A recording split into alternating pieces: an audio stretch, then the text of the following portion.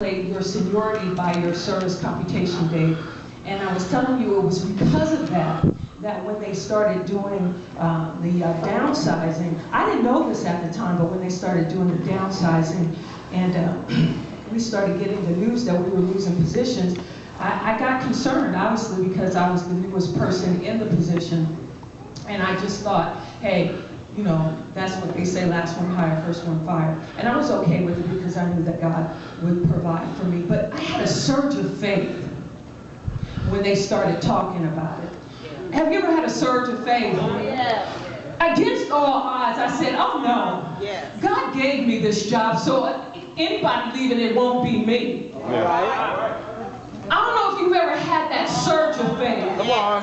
It's almost like it comes from the bottom of your feet and just starts rising up in you. Am I in church of deliverance? I had a surge of faith, and there was nothing substantive that I could say, well, I'm going to keep my job. There was nothing there was no qualification that I had that was going to keep my job. Let me tell you, I'm probably the most educated, the most certified person on my job, but at that time, that was not the criteria to keep me. It was all about how long you've been there. So at this time, I got hired about 2 years ago, and everybody else had been working there a lot longer than I had. But when Tasha, my dear friend, can I say this? Can I say this? When Tasha, my dear friend, came to me and said, you know, blah, blah, blah, blah, blah, blah, and blah, blah, blah, blah, blah, and I was saying, blah, blah, blah, and blah, blah, blah, blah. And so, you know, I said, well, we just need to touch and agree. We need to pray about this thing. So we prayed about it. And my boss, bless his soul, I love the guy that I work for. Not everybody can say that, but I truly do. I love my boss. He's an excellent leader. He's an excellent leader, and he's given me so many advantages through the Holy Ghost.